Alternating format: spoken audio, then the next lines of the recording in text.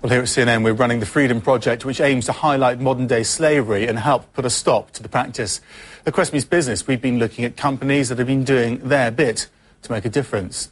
One of those is the Body Shop, whose late founder, Anita Roddick, started the Stop Sex Trafficking of Children petition. The petition was handed to the UN last month. Reuters reports that 4 years after the founder's death, the petition has 7 million signatures and claims to have helped persuade 14 governments to change their laws. Last week I sat down with the Body Shop's executive chairwoman, Sophie, to talk about the success of this petition. And I asked her where the campaign went from here.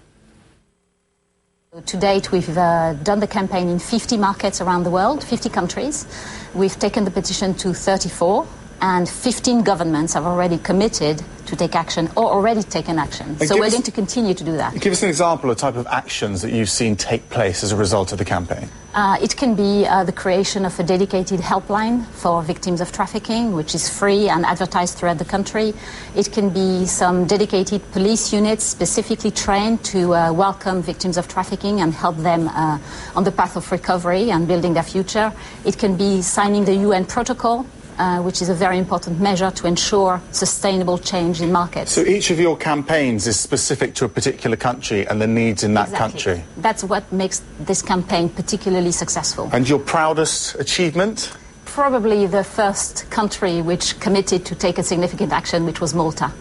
Yeah, and then exactly the rest a year followed. ago. And then the rest followed.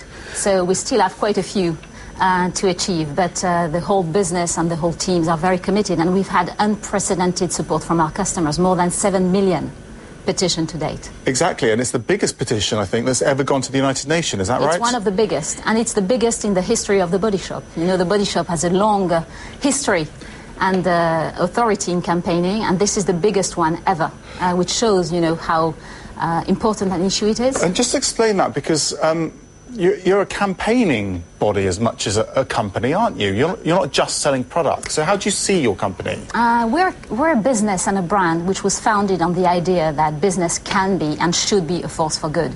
So we sell fantastic beauty products, very high-quality beauty products. But that's only part of the business. That's part of the brand. At the same time, we believe in our business as a force for good, whether it is about environmental change or social change. And this campaign is exactly that. But is that to help sell the products, or is it just a different part of your strategy? It's an integrated part of the brand. The more successful we are with the campaign, the more we can rally the energies around the world, the more the brand stands out, the more it is what we're about, and the more we're successful as a business. And the more we're successful as a business, the more we can support all these projects, which for us are the way to do business. And do you think we're getting somewhere with fighting slavery? Absolutely. I believe we're absolutely making progress.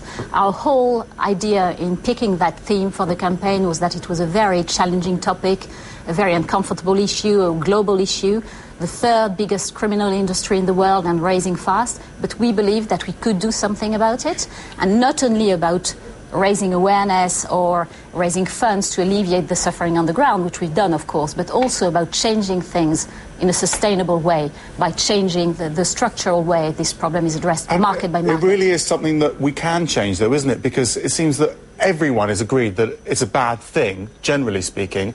It's just, it exists because of all these different problems everywhere, and no one really taking responsibility for it. It's a very challenging issue, but this is why, precisely, this is why we chose not to do a campaign that would only be against a topic, but very concretely focused on what actions, what are the 1, 2 or 3 key actions that governments can take in each market to change the situation.